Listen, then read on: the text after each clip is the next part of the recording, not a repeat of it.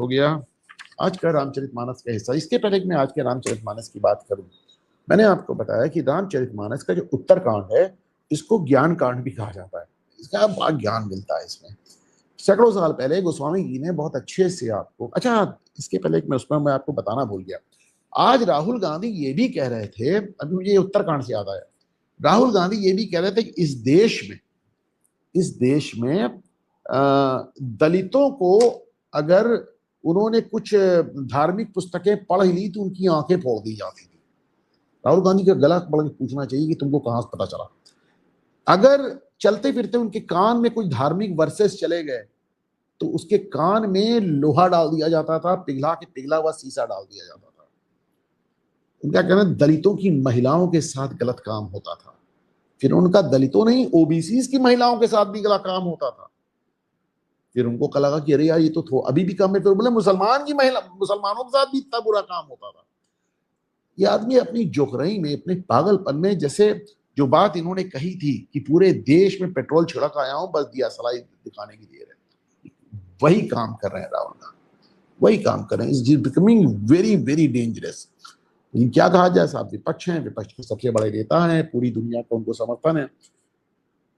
तो अच्छा मैं आपको बताऊं, इस तरह की बातें एक आध बार अम्बेडकर ने भी की थी, वो झाड़ू और मटकी वाली बात। तो अभी मैं आपको एग्जैक्ट इसके वो किताबें निकाल के आपको लिंक कल बताऊंगा इसके बारे में। फिलहाल मैं आपको एक ग्रुप का जवाब दिखा रहा हूं, आप इसको देखें। इसमें अम्बेडकर से पूछा गया ये जो किस्से तुम सुना रहे हो कहाँ से सुना रहे हो, कहाँ तुमने पढ़े? तो उन्होंने कहा नहीं हमें किसी ने बताया था। वो अपनी बात पे खुद ही पलट गए। वो दिखाएं जरा वो एक ग्रुप वाला अम्बेडकर वाला जवाब। इसमें इन्होंने डॉक्टर अम्बेडकर ने जवाब दिया कि उनके पास इस तरह की कहानियों का कोई लिखित या ऐतिहासिक प्रमाण नहीं है, ये उन्होंने अपने बुजुर्गों से सुनी थी, सुना दी जाइए। तो यही बात अब राहुल गांधी कर रहे हैं, एकदम उटपटांग बक रहे हैं। ऋषि वाल्मीकि कौन थे? अरे वाल्मीकि जी ने तो पहली रामायण लिखी भाई, और तुम कह रहे हो कि वो रामायण सुन लेते, पढ़ लेते तो उनके कान में पिघला सीधा, वो आप पढ़ लेते तो उनको अंधा कर दिया जाता। उनकी महिलाओं के साथ क्या यार, ये आदमी कुछ भी बोल रहा है। चलिए देखते हैं। तो माय पॉइंट इसकी उत्तरकांड में बहुत ढेर सारी बातें वर्ण व्यवस्था के हिसाब से लिखी हुई है।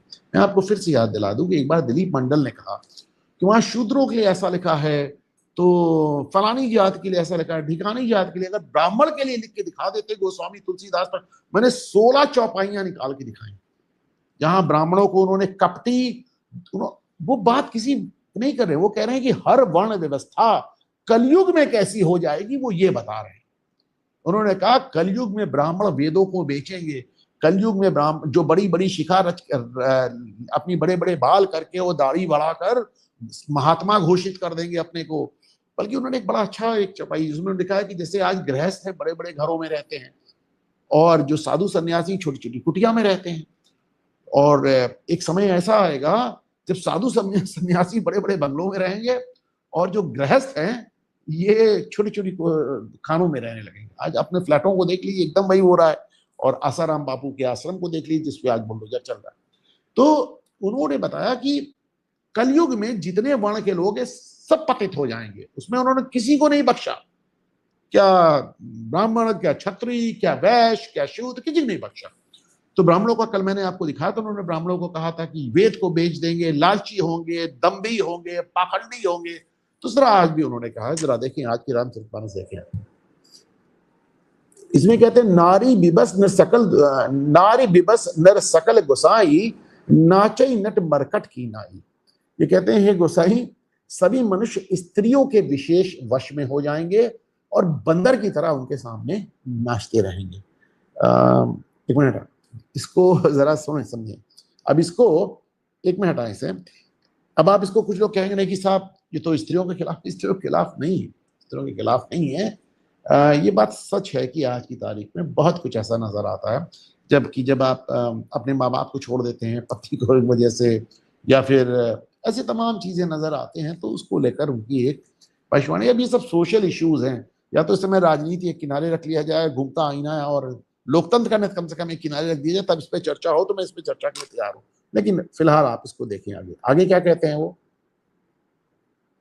आगे कहते हैं कि शूद्र द्विजन उपदेश ही ज्ञाना मेल जनेऊ ले ही कुदाना। वो कहते हैं कि जो ब्राह्मण अपने को कहते हैं और उनको जो शूद्र हैं वो बताते हैं हमसे ज्ञान लो, और तुम ब्राह्मण नहीं हम ब्राह्मण हैं, और अपने गले में जनेऊ डालकर वो दान भी लेते हैं। तो ये उन्होंने कलयुग की एक बदली हुई परिस्थिति का जिसे कहना चाहिए वर्णन किया है। मैं इसमें आज इसको दिखाने का मेरा एक पर्पस है। मैं चाहता हूं कि जाति और वर्ण के आधार पर गोस्वामी तुलसीदास ने जो कुछ भी लिखा है रामचरितमानस में, एक बार इस पे कायदे से चर्चा हो जाए, क्योंकि मेरा अपना कंसेप्ट इसमें एकदम क्लियर है, एकदम क्लियर है। मैं प्रयास करूंगा कि एक विशेष जिसे कहना चाहिए, और फिर इसके पहले कि आप लोग मुझे दौड़ा लें, आने वाले महीने मई की बात कर रहा हूं, क्योंकि अप्रैल में तो आई एम रियली मेरे पास कोई समय नहीं। तो मैं प्रयास करूंगा कि एक एपिसोड सिर्फ और सिर्फ उत्तरकांड पे जो उन्होंने रखा है, और खास तौर से गोस्वामी तुलसीदास ने जो जातियों और वर्णों को लेकर अपनी बातें कही हैं, जो स्त्रियों को लेकर जो बातें कही हैं, और जिसको लेकर बहुत बवाल होता रहता है, let us talk about it. और उसके बारे में बात करते हैं, डंके की चोट पे बात करते हैं, और सीधे जैसे पॉइंट ब्लैंक बात करते हैं, किसी को कोई मुरव्वत नहीं करते हैं। हम आपसे वादा कर रहे हैं कि और कोई वादा मेरा पूरा हुआ हो ना, ये बात हम जरूर करेंगे। और इसके पहले कि हम आज के प्रश्न देखें, कल के दो एक कमेंट्स आपको दिखा दूं सर।